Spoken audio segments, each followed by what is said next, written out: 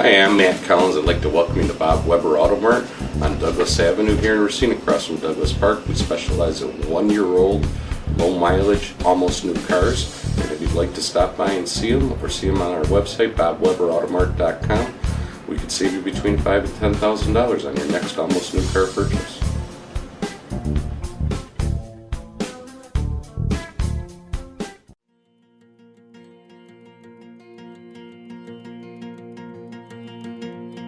I'm Michael Burke, and this is Money Talks.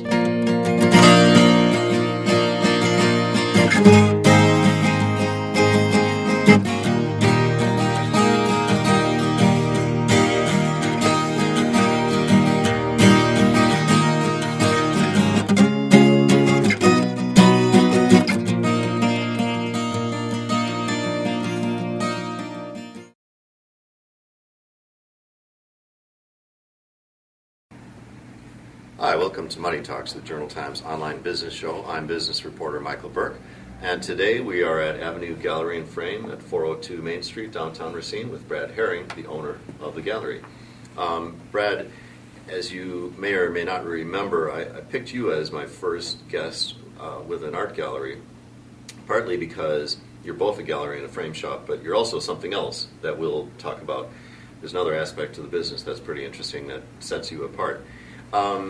So Avenue, give us a brief sketch of the history of this business. It goes back quite a ways, doesn't it? Yeah, from everything I've researched, it goes back over 50 years. And it was started on Junction Avenue, moved to the old theater that was there. Junction Avenue, thus the Avenue Gallery and Frame. Right. And then it moved to the theater on the Avenue, and after being there for a good 20 years, it moved over onto Wisconsin Avenue across the street from Porter's, and 8 years ago we moved here to this current location. And so you bought an existing business, when was that? That would have been 1999. So why did you want to get into the art business? Well, I kind of backed into it. I had a regular career, and over time I started framing my own artwork and my wife's. And what kind of artwork were you doing? I was doing black and white photography. She was a watercolorist, and then we started doing it for family and friends and other artists, and so over time it grew, and we ended up buying our first gallery in Richmond, Illinois. And when did you buy this one? Again, we bought this one in 1999. 99. Okay. Yeah. So 14 years? Sound about right? Yeah. We're in 2013. Yeah. So you were led to it by your hobby of photography. Let's talk about the aspect of the business that's the art gallery. When you bought it, were there many artists that came with the business as a displaying gallery? As a matter of fact, not. The focus was picture framing and art supplies. When we bought it, they had a couple of artist pieces, in the gallery. Over time, we got out of the art supply business and focused on gallery. And so, if you had very few artists, how many do you have today? We have probably about 80 artists, of which a good third of them are directly from Racine. So how do you go about building this stable of artists, to call it that?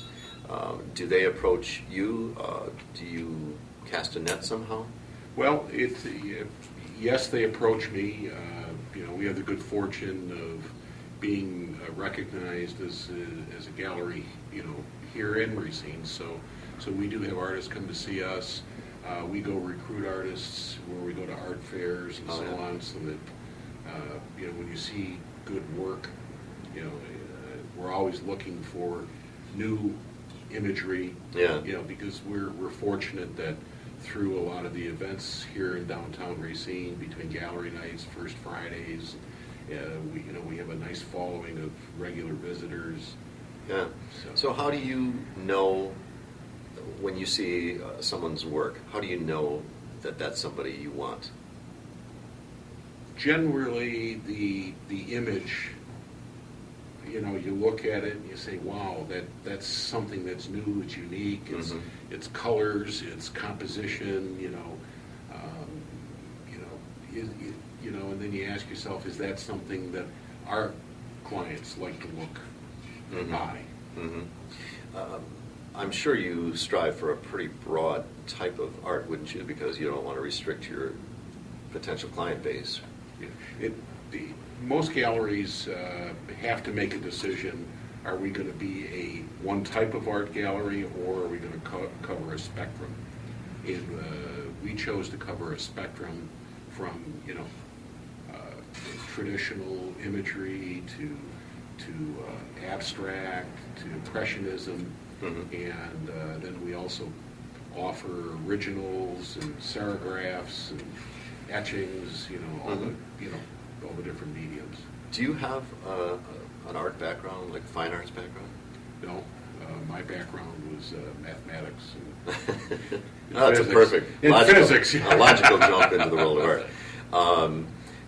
And I'm assuming your artists aren't repeated anywhere else in Racine, right? And don't the galleries all make sure that they're not carrying somebody else's It's work? a disservice to the artist and to the gallery if they're in multiple galleries. So generally, the artists are in one gallery, in the Racine radius. They may be in galleries in Kenosha, Milwaukee, like Geneva, but... Yeah. I didn't check this out with you beforehand, but what's the typical split between a gallery and the artist? You can either say what yours is or what The the typical average is. split is 60-40, 60% to the artist, 40% to the gallery. That's actually a little higher than I think a lot of consignment shops go. I think a lot of consignment shops maybe take a little more, so that's not too bad for the artist. And consignment shops is a different business. Oh, I know. Yeah. So. Do you? Last question about the gallery aspect for the moment. Are you still adding artists? Always. If we have an artist and their work isn't selling, well then we do need to bring in stuff that is new and fresh and see if that sells. Yeah. Now, the framing aspect of your business, you mentioned that you kind of learned it by framing your own art. When somebody comes in and they have bought a painting or a piece of art, they have a family photo or whatever it might be, how many different options do you have in frame types, colors, matte colors? Depending on the type of art, but you start with the frames. We have an offering of over 6,000 different choices on frames. Now, we believe that it's about the art, it's about the person who owns the art, and then the surroundings that it's going to be in. And you bring that together, it then narrows down a lot of choices in frames. Then depending on the media, do you use mattes and glass or not? And, so a lot of choices that, we guide the process to help the customer make selections. Yeah. Now, one thing you mentioned to me was there's this term conservation framing. What is that? Okay. Well, first off, let's just say that conservation framing has evolved over the years. But basically, the job of the framer is to present the art and to preserve the art. Okay. And in our gallery, for example, when I first got into the business, you had your choice of paper mats, rag mats, right? And there was a big cost differential. And I made a choice along the way that said we're going to get rid of all paper because paper introduces acid into the environment of the artwork. Explain that. The core of the mat, the top color part, is the same on all mats. Then the core of the mat, and then the backer paper. Right? And it used to be thought that if the backer paper was acid-free and that's what touched the art, everything was fine. But we learned, this goes back to the late 90s, no, the center of the paper mat, and if you have some frame pieces on your walls at home that are older, you can see that that white bevel is actually turned brown, and that's from the acid. And So paper has acid in it. correct. Uh-huh. And That's not it's something I inherent would- to the nature of paper. What about the frame itself? The frame is also wood. It has acid, but we have techniques that, depending on what we're trying to, conservation framing can go from basic, if you will, good, better, and then museum grade, and all of that changes the labor content and the material content. But on the everyday framing, if I'm doing a conservation job for a basic framing, I may paint the inner part where the wood is with artist gesso, which then prohibits what we call outgassing of acid into the environment of the art. And if you don't do that and you have a nice oil painting and there's a wooden frame, it'll eat away at the edges of the painting? Yes. Okay. Now, we're talking, to eat up and cause a rip in the canvas. It can be anywhere from 40 to 70 years. But as framers, again, to conserve, we think in, forever. How do we protect this as best we can, go forever? All right? Or does what we're doing here not require forever? Is 50 yees good enough? Yeah. And so that's something you're always going to be thinking about when somebody brings you something to frame. So there are a couple aspects of framing. It sounds like there's a lot of sort of mechanical knowledge. Along with that, the knowledge that conservation framing is something you need to keep in mind. And then, of course, there's the style and the design aspect which is of it. the presentation of the art. So if somebody walks in here and you have 6,000 frames on the wall, obviously you're going to start to help them make those choices because Correct. Otherwise you get overwhelmed. Yeah. So you also do some corporate framing. What sort of work is that, and how significant a part of your business is that? Oh, it's a very significant part of the framing business, and companies utilize us from framing awards and certificates to if they're having campaigns where we can create, or they create their own posters, and then we frame those, and then they hang them. You work with some of the major companies in town? All the companies in town, I'm proud to say. Oh, So. yeah, very nice. By the way, what has, we're just coming out of the recession, still kind of struggling our way out, and obviously art is one of those things that comes out of discretionary income. What happened through the recession? How badly hurt were you, and what sorts of the business, parts of the business survived better than others?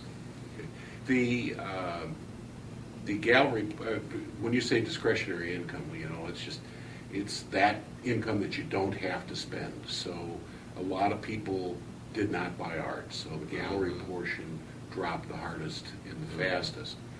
From a picture framing standpoint, all sectors, corporate framing and regular retail, and we do a lot of wholesale framing for interior designers and so on. It all dropped, but not at that level.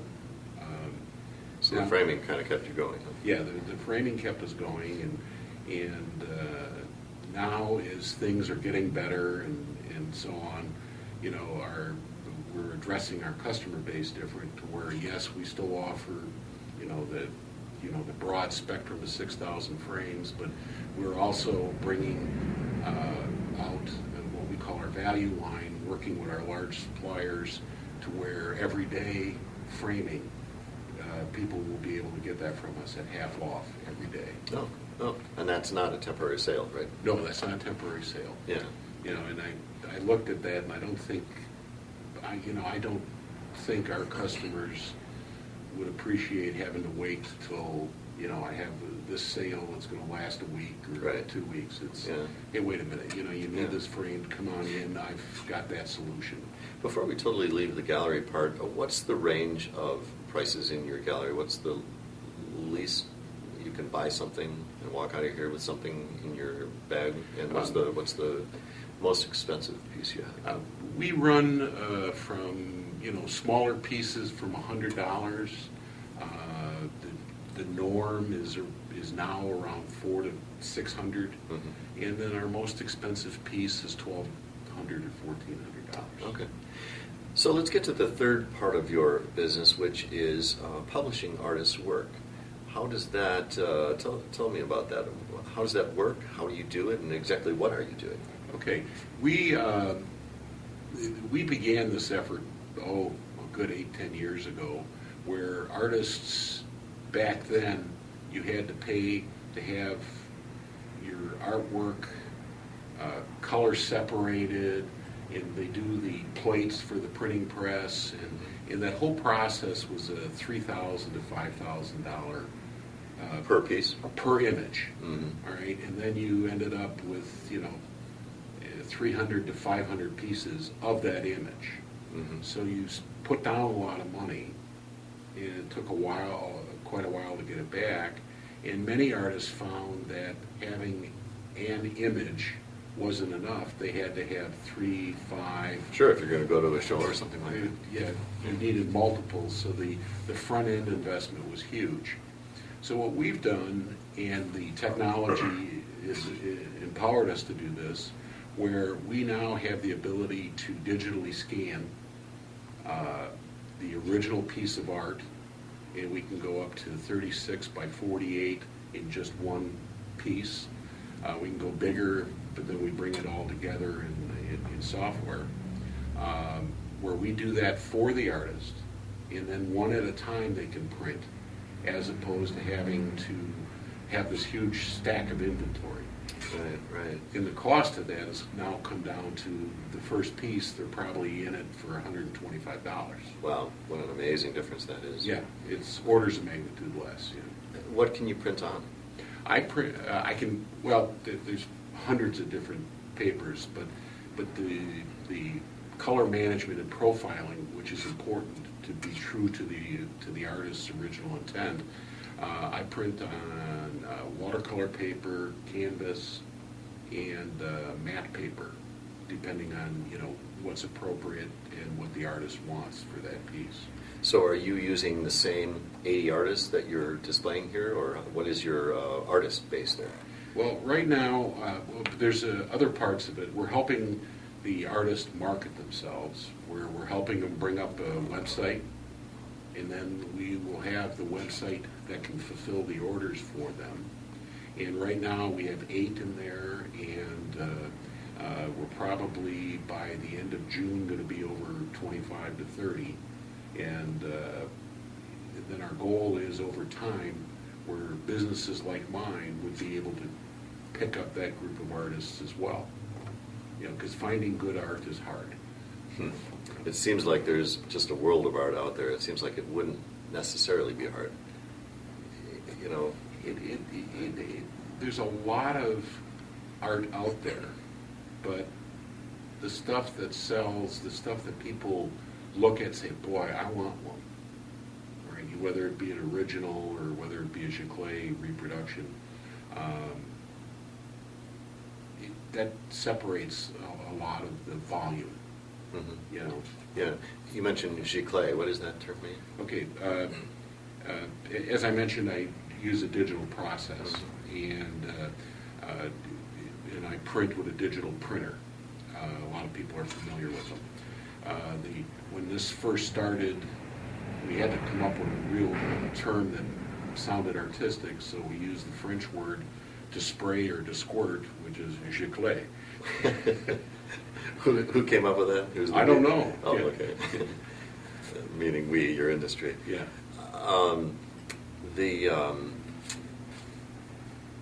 We talked about where do you see your business going? And I know this is tied somewhat, well, very much so, to the economy, and nobody can really answer that question, but are there things you want to add to your business? Do you want to continue building the number of artists you're working with and printing their work? What do you want to do? Well, as a business, obviously, the retail framing, we have plenty of capacity So I would love for that volume to come back and build that back up.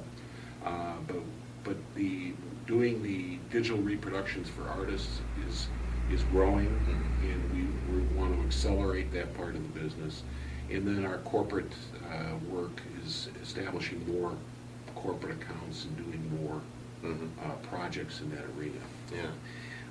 By the way, I've always been curious about something, and that is when people are buying art. I know in my house, I don't have any room for more art. You know, once in a blue moon, I'll say, okay, I see something I like better than that one, and I'll replace it. But do your clients typically, are they rotating their art? Are they decorating new homes? Are they decorating additions? Where do they display the stuff they buy? I would say it's a smaller number of.